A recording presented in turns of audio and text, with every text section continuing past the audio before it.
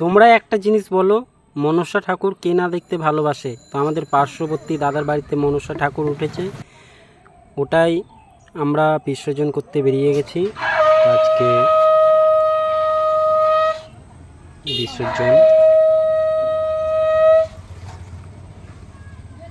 এখানটাই সকল বৌদিরা মিলে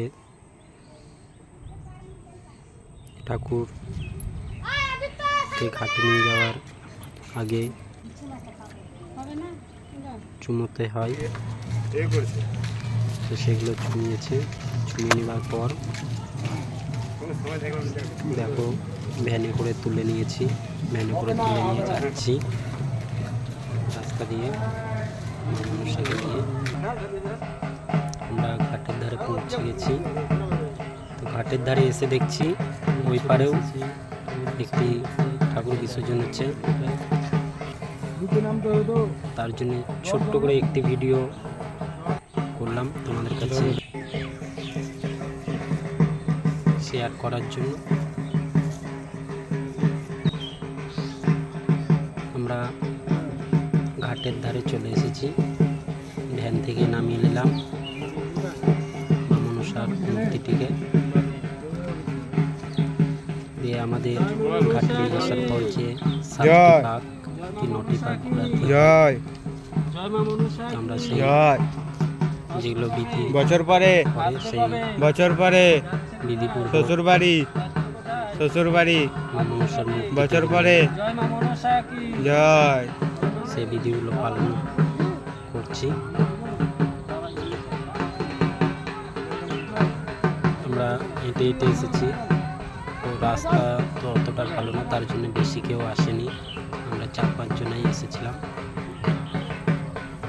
আমরা দেখো নিয়ে যাচ্ছি আস্তে আস্তে হেঁটে। তো নিচে নামেনি, প্রচণ্ড কাদা এবং নামলে পরে পাগুলো মানে ঢুকে যাচ্ছে, এত গদগদে কাদা। তার জন্য আমরা উপর থেকেই মাকে বিসর্জন করে দিচ্ছি। করে দেওয়ার পর এবারকার জল দিয়ে একটু মাথায় শান্তি করে নিলাম, কারণ প্রচণ্ড কাদা এবং জলটাও বেশ অতটা ভালো নয়। তার জন্য হাতে করে জল নিয়ে মাথায় ছিটিয়ে নিলাম আমরা সকল মিলে। ওই পারেও এই দাদাটি চান করে নিল, ওই পারেও দেখতে পাচ্ছ, ওই পারেও মূর্তি বিসর্জন করছে মা মনসারই। অনেকটা দূরত্ব ছিল, তার জন্য জুম করে বিসর্জন করা হয়ে গেল।